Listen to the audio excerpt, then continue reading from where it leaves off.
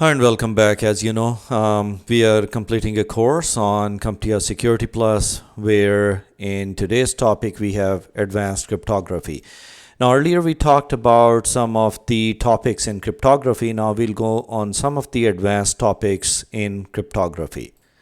So for today, we are diving into the world of cybersecurity with a focus on public key infrastructure, or we call it as PKI. This is a framework which is crucial for secure communications on the internet, and understanding would help us in appreciating how online security works. So let's get started. First of all, let's try to define public key infrastructure. So based on the definition, public key infrastructure is a robust framework designed to secure exchange of information over the internet. It relies on the principles of public key cryptography, which helps in encrypting and decrypting the data, ensuring that our digital communication remains private and secure.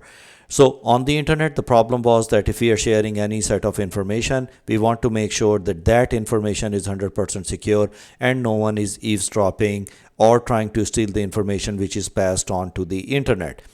Now, PKI comprises of several key components. Each is playing a vital role in security architecture. So let's break it down into the categories as digital certificates, certificate authorities, registration authorities, certificate signing request, and certificate repositories. So if we'll see the digital certificates, it's just like if you'll think of these digital passports or ID cards. They verify the identity of the entities that you're interacting with online, ensuring that they are who they claim to be. So it is just verifying the identity of entities.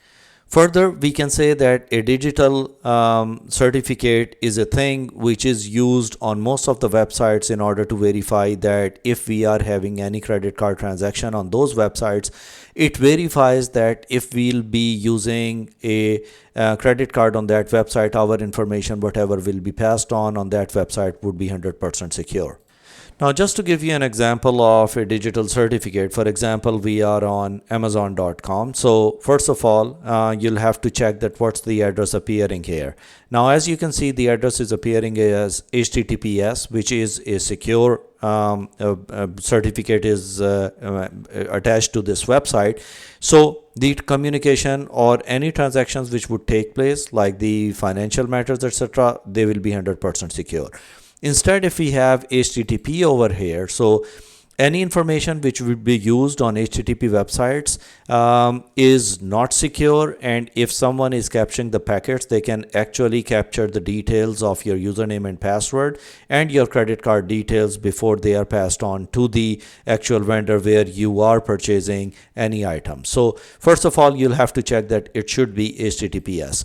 Now, if you want to check the certificate or the digital certificate which is here on this website, so you'll click on these buttons over here and click on this one. It would say that the connection is secure. So the connection is secure means that there is a certificate on this one, and if you want to see the certificate, you'll click on certificate is valid.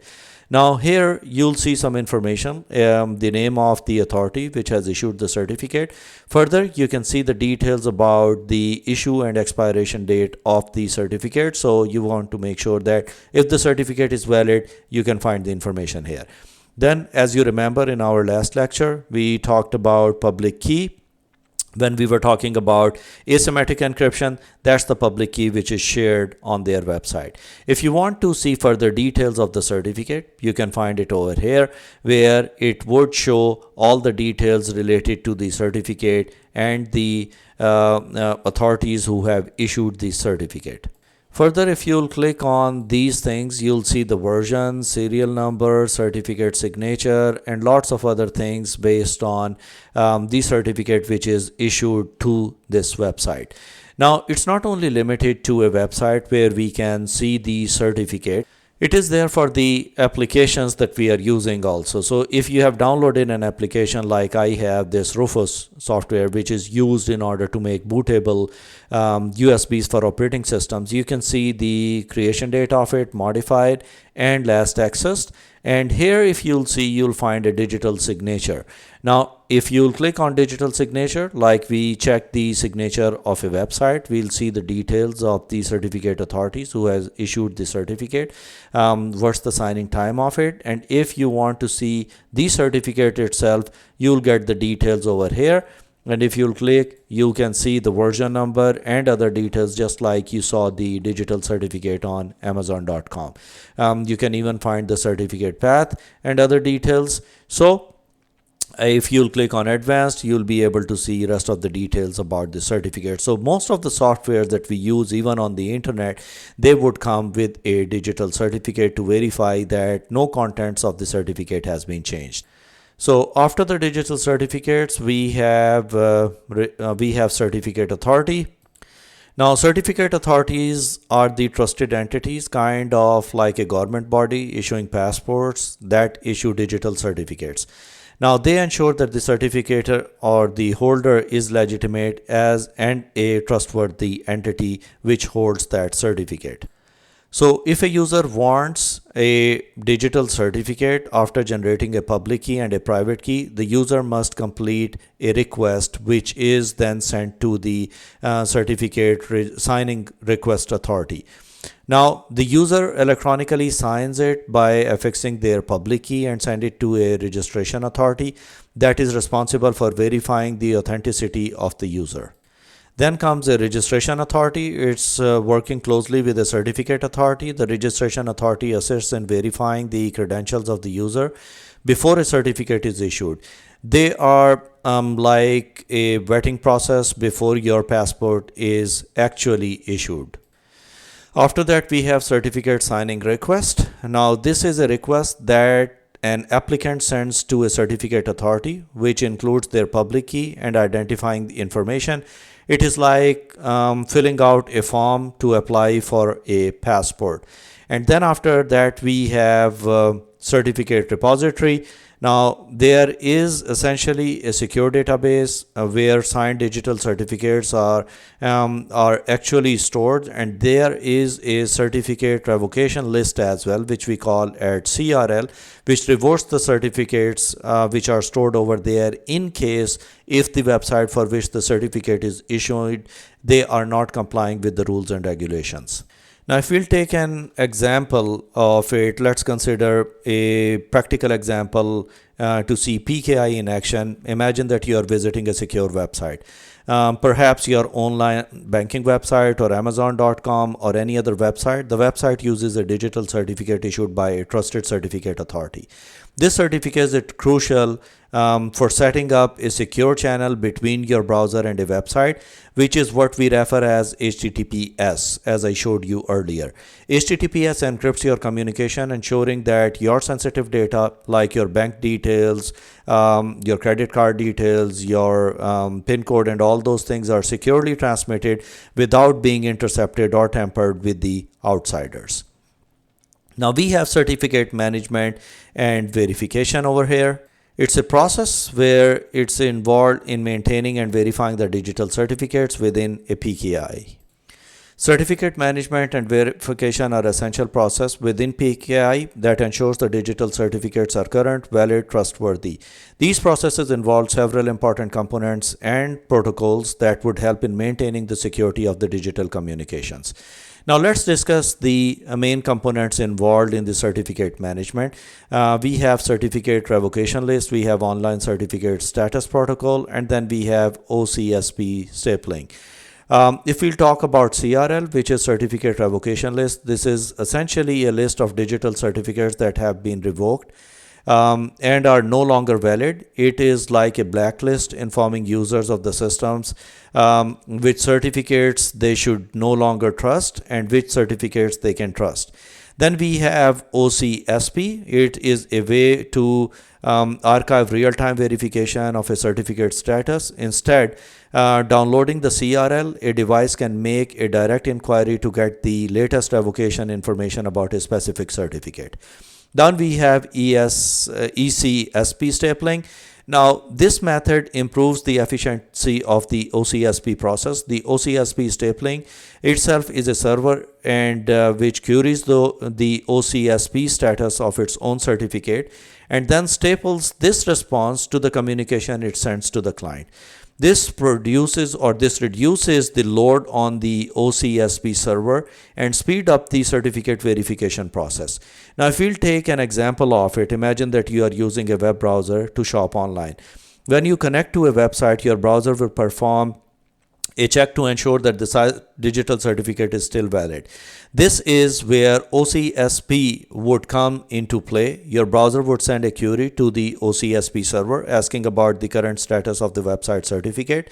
If the OCSP response indicates that the certificate is valid, your connection proceeds securely, and if not, your browser would warn you. It would show a warning on maybe different browser shows in a different ways, but it would tell you that potentially saving your information on that website or using your credit card, etc., could put you in danger. Then we have different type of digital certificates. There are different kind of digital certificate used for different security purposes within PKI. Now, there are different components of it. We have digital certificate, self-signed certificate, user and machine computer certificates, code signing, certificate validity, encryption keys, and signature of issuing certificate authority or common name. So let's see them one by one. Now, first of all, we have root digital certificate. This is the cornerstone of a certificate hierarchy, establishing a trust anchor. All other certificates would derive trust from the root certificate because that's the main certificate that we would have for our systems or the websites that would require issuing the other certificates. Now, there are self-signed certificates that we can issue if you have a certificate issuing authority. Most of the time, we use our firewalls in order to do that. You can even set up Microsoft Windows Server in order to issue the certificates, but they will be valid only for the websites and services which are hosted within your network. These are created and signed by the entities themselves, not by the trusted certificate authorities. They are useful for testing for internal applications, but are less trusted externally. So since it is issued by the certificate authority which is there within your network, you can easily issue the certificates for the websites which are not dealing with the things which are there on the internet. Now, if you'll Google, you'll be able to find there are certain certificate authorities which are used, and if we need to have a certificate for a software or a website which would be there on the internet, we'll have to contact them in order to get the certificates issued for our websites. Then we have user and machine computer digital certificates. These certificates identify and authenticate individuals or devices within a network, helping to control access to secure communications. Then code signing certificates are also there. They are used to sign the software and scripts, verifying the integrity and the origin of the code and end users before they'll install it on their computers. We have email digital certificates as well, specifically used for secure email communications. These certificates encrypt emails so that only intended recipients can read them and no one else changes the content of it. Apart from these type of digital certificates included several key attributes as well, like the certificate validity period. This defines that how long the certificate is considered valid and can be trusted. Then we have end host identity information. This includes the details about the entity the certificate represents, like the company and individual name, as we have shown earlier on the certificate when we saw the details of all those things. Encryption keys, these are the keys which are used within the certificate for encrypting and decrypting the information, ensuring that the data can be securely exchanged. Signature of issuing certificate authority, this confirms that the authentication of the certificate and is signed by a trusted certificate authority.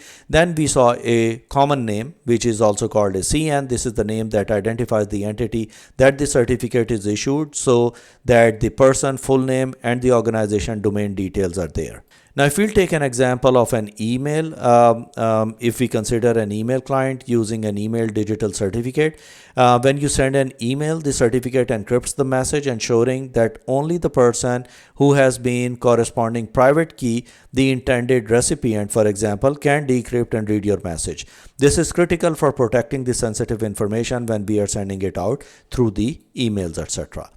Then we have trust models and certificate policies, frameworks and guidelines that would define how PKI operates within an organization.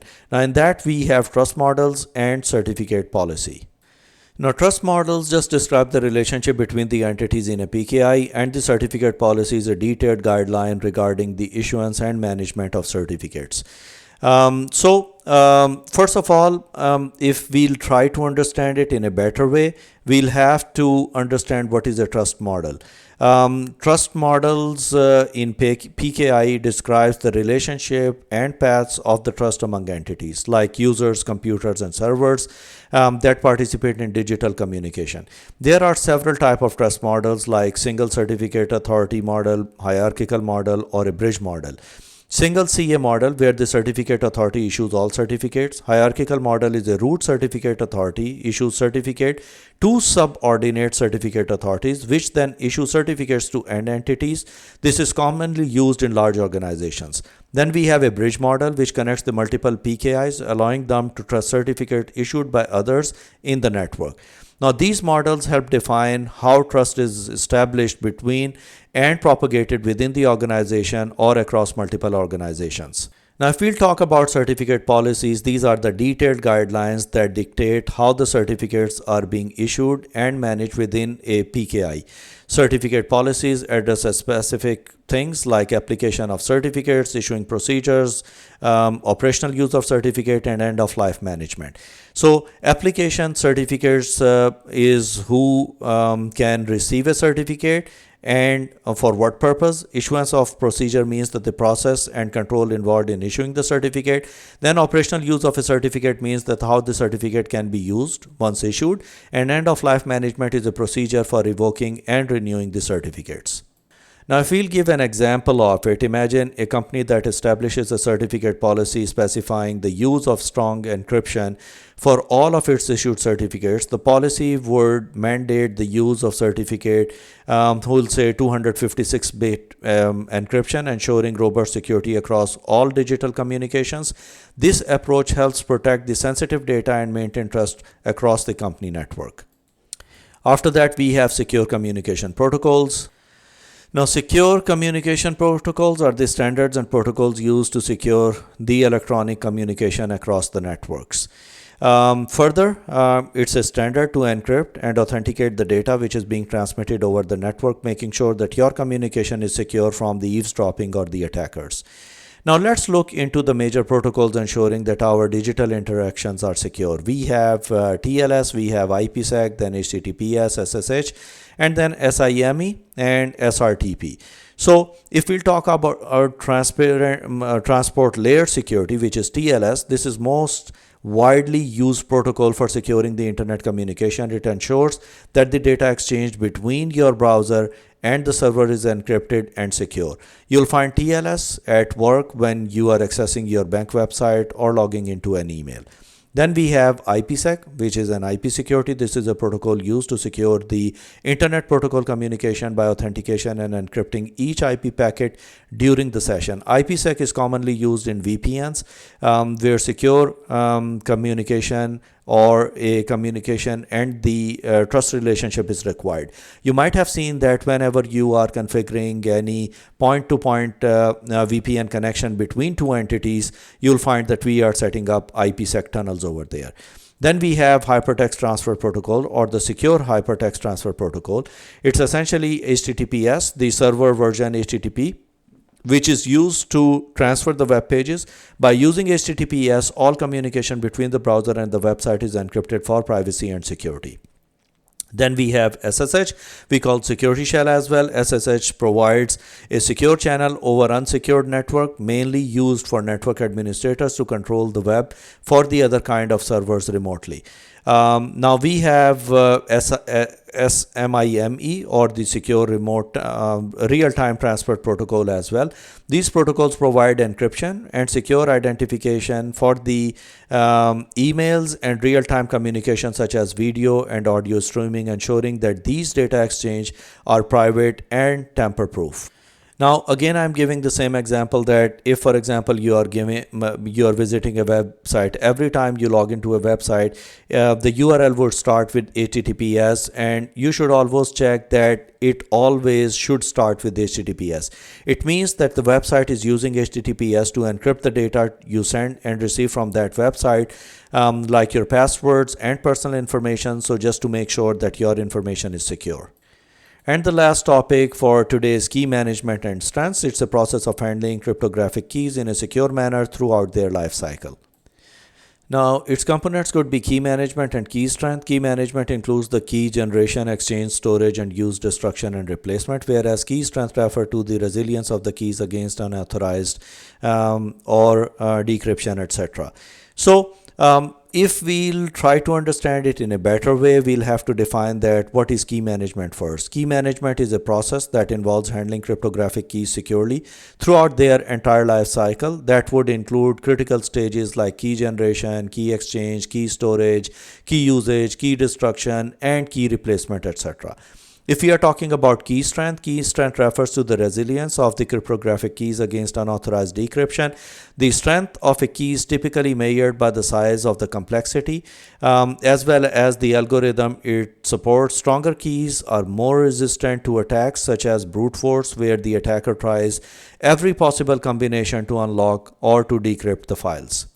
Now, in order to give an example of it, consider how a financial institution manages the keys used to secure the customer transactions.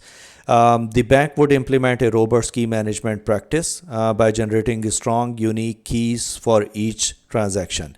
These keys are then exchanged over the secure channels, stored securely when not in use, and regularly replace and destroy the keys in a way that it would prevent any unauthorized access or breaches. The comprehensive approach to ensure that even if the data is intercepted, it remains protected and inaccessible without corresponding cryptographic keys. So that concludes our lecture on advanced cryptography.